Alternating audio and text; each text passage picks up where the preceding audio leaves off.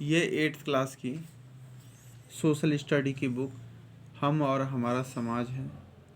इसमें आज हम आपको चैप्टर नंबर 8 स्वतंत्रता संघर्ष तथा स्वतंत्रता प्राप्ति इसके बारे में हम पढ़ाएंगे। इस चैप्टर में हमने आपको गांधी जी का दर्शन भूमिका निभाई तक पढ़ा दिया था। अब हम रोलेट एक्ट के बारे में पढ़ाएंगे। रोलेट एक्ट को 1919 में लागू किया गया था। ये जो है अंग्रेजों के द्वारा क्रांतिकारी गतिविधियों से निपटने के उपाय सुझाने के लिए जस्टिस रोलेट की नियुक्ति की गई थी। 1919 ईस्वी में उनकी संस्तुतियों के आधार पर रोलेट एक्ट को पारित किया गया।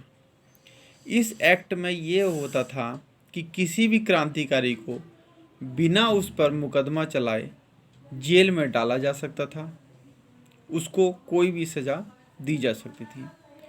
ये जो है रोलेट एक्ट एक प्रकार का काला कानून था। ब्रिटिश सरकार को राजनीतिक हिंसा को दबाने के लिए इस एक्ट द्वारा असीमित शक्तियां प्रदान हो गई थीं। किसी भी व्यक्ति को बिना मुकदमे के जेल में डाला जा सकता था।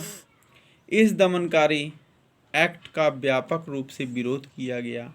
विधानसभाओं से मुख्य नेताओं ने त्यागपत्र दे दिया। गांधी जी ने ऐसे समय राष्ट्रीय आंदोलन की कमान अपने हाथों में ली और रोलेट एक्ट के विरोध में सत्याग्रह को भी आरंभ किया। समस्त देश में हड़ताल और प्रदर्शन किए गए। अनेक क्षेत्रों में हिंसाएं भी हुईं। डॉक्टर सत्यपाल तथा सैफुद्दीन किचलू जो पंजाब के प्रमुख नेता थे, बंदी बना लिए गए। इसके बाद जलियांवाला बाग हत्याकांड जो 1919 में हुआ था।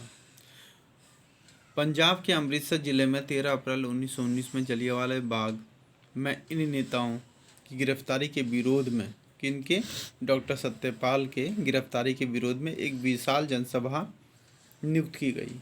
ये सभा जो थी वो शांतिपूर्ण ढंग से चल रही थी। लोगों को चेतावनी दिए बिना जनरल डायर बाग के एकमात्र दरवाजे को सैनिकों द्वारा बंद करवा दिया गया और फायरिंग का आदेश दे दिया गया। इसमें लगभग 1000 व्यक्तियों को मौत के घाट उतार दिया गया। 2000 से ज़्यादा जो है घायल हो गए। इस जघन्य घटना ने सारे देश को झकझोर के रख दिया। अंग्रेजों के इस अत्याचार के विरोध स्वरूप रविंद्रनाथ टैगोर ने अपने सर की उपाधि वापस कर दी। इसके बाद खिलाफत आंदोलन इसी जो है सन में स्टार्ट हुआ। प्रथम विश्व युद्ध में तुर्की की पराजय हुई। वहाँ के सुल्तान से खलीफा का पद छीन लिया गया। विश्व के समस्त मुसलमानों ने खलीफा धार्मिक नेता होता था। भारतीय मुसलमान अंग्रेजों के इस कदम से क्रोधित हो उठे और अंग्रेजों के खिलाफ हो गए। उनके द्वारा अंग्रेजों के खिलाफ को खिलाफत आंदोलन का आरंभ हो गया। भारत में इस आंदोलन का नेतृत्व अब्दुल कलाम आज़ाद, शौकत अली, मोहम्मद अली और हसरत मोहानी ने किया। इस आंदोलन में मुस्लिम लीग ने भी अपना पूर्ण समर्थन दिया। इसे हिंदू मुस्लिम एकता के लिए तिलक और गांधी जी ने वरदान माना। 17 अक्टूबर को गांधी जी ने खिलाफत दिवस के रूप में मनाने की अपील की। धीरे धीरे यह आंदोलन असहयोग आंदोलन में मिल गया। अब ये असहयोग आंदोलन क्या था जो 1920 से लेकर के 1922 तक ईस्वी तक चला। अगस्त 1920 में खिलाफत कमेटी ने असहयोग आंदोलन छेड़ दिया। इस आंदोलन में गांधी जी भी सम्मिलित हो गए। उन्होंने केसर ए हिंद की उपाधि वापस कर दी। कोलकाता अधिनिवेश में कांग्रेस ने गांधी जी का समर्थन किया। गांधी जी के इस असहयोग आंदोलन की दो मुख्य बात थी। पहला तो ये था कि आत्मनिर्भरता के लिए खादी जैसे रचनात्मक कार्य को अपनाया। खादी का प्रयोग पर गांधी जी ने भी जोर दिया। चरखा स्वदेशी का प्रतीक बन गया। अंग्रेजों द्वारा प्रदान की गई सभी सामानों तथा उपाधियों को लौटाना और सरकार समारोह, अदालतों, कार्यालयों, शिक्षक केंद्रों, बैंकों और विदेशी वस्तुओं का बहिष्कार करना। असहयोग आंदोलन में अगले 2 वर्षों के लिए एक महत्वपूर्ण मोड़ आया। सैकड़ों वकीलों ने वकालत छोड़ दी, हजारों छात्रों ने अपनी कक्षाओं में बहिष्कार किया, विदेशी वस्त्रों और वस्तुओं की होली जलाई गई। कांग्रेस ने चुनाव में भाग नहीं लिया, खादी स्वतंत्रता का प्रतीक बन गई। किसानों ने भी टैक्स नहीं दिया, हिंदू और मुसलमानों की एकता और अखंडता की घोषणा की गई। नवंबर 1921 में प्रिंस वेल्स आए, तब उनका स्वागत लोगों ने हड़ताल और प्रदर्शन से किया। गांधी जी के साथ ही हजारों लोगों को गिरफ्तार कर लिया गया। 1921 ईस्वी में अहमदाबाद अधिवेशन में अहिंसात्मक असहयोग आंदोलन तेज करने का निर्णय ले लिया गया। वारदोली गुजरात में जो है गांधी जी ने असहयोग आंदोलन करने का निश्चय किया। चोरा चोरी की घटना से इस कार्यक्रम, चोरा चोरी जो है उत्तर प्रदेश में है, स्थित है गोरखपुर क्षेत्र में, यहाँ पर एक घटना घटी थी, तो इस घटना के कार्यक्रम में घटना से इस कार्यक्रम में परिवर्तित करना पड़ा। अब ये चोरा चोरी कांड क्या है जो 1922 ईस्वी में हुआ था। उत्तर प्रदेश के गोरखपुर जिले में चोरा चोरी गांव में फरवरी 1922 में किसानों के एक शांतिपूर्ण जुलूस पर पुलिस ने गोली चला दी। इससे क्रोधित होकर के भीड़ ने पुलिस स्टेशन में आग लगा दी, जिसमें 22 पुलिसकर्मी मारे गए। इस घटना से गांधी जी बहुत ही दुखी हुए। उन्होंने असहयोग आंदोलन वापस लिया। गांधी जी के इस निर्णय से समस्त देश स्तब्ध रह गया। इससे युवा वर्ग में बहुत असंतोष की लहर फैल गई। गांधी जी को गिरफ्तार करने से असहयोग आंदोलन अचानक समाप्त हो गया। स्वराज पार्टी। कांग्रेस शिविर में असहयोग आंदोलन वापस लेने से निराशा व्याप्त हो गई। कांग्रेस के एक गुट में नेता मोतीलाल नेहरू और CR दास के विचार था कि अब विधानमंडलों का बहिष्कार करना चाहिए, लेकिन डॉक्टर राजेंद्र प्रसाद और सरदार वल्लभ पटेल का विचार था कि परिषदों के बाहर रह करके कांग्रेस को संघर्ष करना चाहिए। दिसंबर 1922 में कांग्रेस के नए अधिवेशन में कांग्रेस के परिषदों में प्रवेश के प्रावधान को अस्वीकार कर दिया। कुछ प्रतिष्ठित कांग्रेसियों ने इस अधिवेशन के पश्चात कांग्रेस के अंदर स्वराज पार्टी की स्थापना कर ली। इसके अध्यक्ष RC दास एवं सचिव मोतीलाल नेहरू को बनाया गया। 1923 ईस्वी के चुनाव में प्रांतीय एवं केंद्रीय विधानमंडलों में स्वराज पार्टी ने काफ़ी संख्या में सीट जीत ली। RC दास की मृत्यु के बाद 1925 ईस्वी में स्वराज पार्टी कमजोर हो गई। 1926 ईस्वी के चुनाव में इसे अधिक समर्थन नहीं मिल सका। Simon commission. ये साइमन कमीशन जो था, ये घटना जो है 1927 ईस्वी में घटित हुई। ब्रिटिश सरकार ने 1927 ईस्वी में साइमन कमीशन नाम का एक आयोग की नियुक्ति की गई, जिसका मुख्य कार्य भारत में शासन अधिनियम 1919 ईस्वी में किए गए कार्य की जो जांच करना था। यह आयोग 3 फरवरी 1928 ईस्वी में सर जॉन साइमन की अध्यक्षता में मुंबई पहुंचा।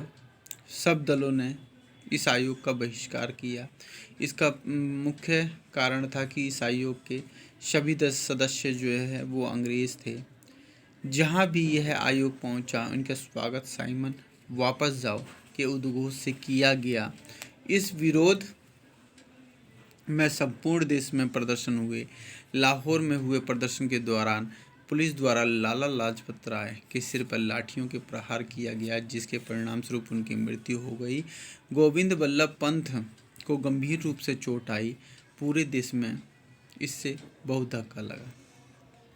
नेहरू रिपोर्ट जो 1928 ईस्वी में तैयार की गई थी। साइमन कमीशन रिपोर्ट की भारतीय प्रक्रियाएं नेहरू रिपोर्ट थी। मोतीलाल नेहरू की अध्यक्षता में 1928 ईस्वी में एक कमेटी द्वारा संविधान की रूपरेखा बनाने के लिए सही पार्टियों का लखनऊ में सम्मेलन बुलाया गया, जो कि नेहरू रिपोर्ट के नाम से प्रसिद्ध हुई।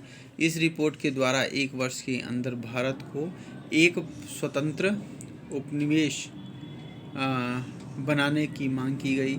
1927 ईस्वी में चन्नी अधिनियम में कांग्रेस को स्वराज को पहले ही अपना लक्ष्य घोषित कर दिया गया था, इसलिए इसे पश्चिमगामी कदम के रूप में कांग्रेस का युवा वर्ग सुभाष चंद्र बोस और जवाहरलाल नेहरू के नेतृत्व में, जो समाजवादी विचारों को प्रभावित था, इस रिपोर्ट से बड़ा ही दुखी था। 1930 ईस्वी में कांग्रेस के इस रिपोर्ट को छोड़ दिया क्योंकि सभी राजनीतिक दलों ने इसे अस्वीकार कर दिया। पूर्ण स्वराज का प्रस्ताव जो 1929 में पारित किया गया। गांधी जी ने सक्रिय राजनीति में फिर वापस होकर के 1928 में दिसंबर में कोलकाता अधिवेशन में भाग लिया और राष्ट्रवादियों को फिर से संगठित करने में लग गए। कांग्रेस के वामपंथी उग्रवादियों को खुश करने के लिए 1929 ईस्वी में लाहौर अधिवेशन के अध्यक्षता जो है जवाहरलाल नेहरू को बनाया गया। इस अधिवेशन में कांग्रेस ने पूर्ण स्वराज का प्रस्ताव पारित किया। 31 दिसंबर 1929 ईस्वी में को स्वतंत्रता का नया तिरंगा फहराया गया। 26 जनवरी 1930 को प्रथम स्वतंत्रता दिवस निश्चय करते हुए प्रतिवर्ष मनाने का निश्चय किया गया। गांधी जी के नेतृत्व में कांग्रेस ने सविनय अवज्ञा आंदोलन शुरू करने की घोषणा की। क्रांतिकारी लहर 1922 ईस्वी में गांधी जी द्वारा असहयोग आंदोलन समाप्त करके पर बंगाल में युगांतर एवं अनुशीलन जैसे पुरानी क्रांतिकारी स्मृतियां पुनः सक्रिय हो गई। उत्तर प्रदेश में जोगेश चटर्जी, सचिन सन्याल आदि ने हिंदुस्तान रिपब्लिकन पार्टी की स्थापना की, जिसकी शाखाएं दिल्ली, पंजाब, बिहार और चेन्नई आदि में स्थापित की गई। काकोरी षड्यंत्र जो 1925 में हुआ। अस्त्र एकत्र करने और बम आदि बनाने के लिए क्रांतिकारियों को धन की जरूरत थी। इसके लिए उन्होंने बैंकों और खजानों से कैश लूटने का कार्यक्रम बनाया। क्रांतिकारियों के एक दल ने 1925 में लखनऊ सहारनपुर पैसेंजर ट्रेन में सवार हुए। उन्होंने हरदोई और लखनऊ के बीच काकोरी के स्थान पर ट्रेन को रोका और सरकारी खजाने को लूट लिया, लेकिन क्रांतिकारियों को गिरफ्तार कर लिया गया और उन पर मुकदमा चलाया गया। अशफाक उल्लाह खान, राम प्रसाद बिस्मिल, राजेंद्र प्रसाद और रोशन सिंह को फांसी की सजा दी गई और अन्य को लंबी सजा का प्रावधान हुआ। लाहौर षड्यंत्र हिंदुस्तान रिपब्लिकन एसोसिएशन का नाम बदल करके हिंदुस्तान सोशलिस्ट रिपब्लिकन पार्टी रख दिया गया। साइमन कमीशन जब 20 अक्टूबर 1928 ईस्वी में भारत आया तो लाला लाजपत राय के नेतृत्व में इसके विरोध में एक विशाल जुलूस निकाला गया। सार्डर्स के जुलूस पर लाठीचार्ज का आदेश उसने दे दिया, जिसने लाला लाजपत राय को गंभीर चोट आई और कुछ समय में उनकी मृत्यु हो गई। भगत सिंह और राजगुरु ने क्रोधित होकर के 17 दिसंबर को सार्डर्स की हत्या कर दी। भगत सिंह और बटुकेश्वर दत्त ने 8 अप्रैल 1929 को दिल्ली के सेंट्रल असेंबली हॉल में 2 बम फेंके। 23 मार्च 1931 में भगत सिंह, राजगुरु और सुखदेव को लाहौर में फांसी दे दी गई। ये सभी देश की स्वतंत्रता के लिए बलि वेदी पर शहीद हो गए। इनके बाद 27 फरवरी को इलाहाबाद के एक पार्क में चंद्रशेखर आज़ाद भी शहीद हो गए। ये सब चीज़ें जो घटनाएं घटी, ये लाहौर षड्यंत्र के नाम से जाना जाता है। अब अगले क्लास में हम सविनय अवज्ञा आंदोलन पढ़ेंगे। ये 8 चैप्टर सभी बच्चों को सही ढंग से पढ़ना है और इसको समझना है।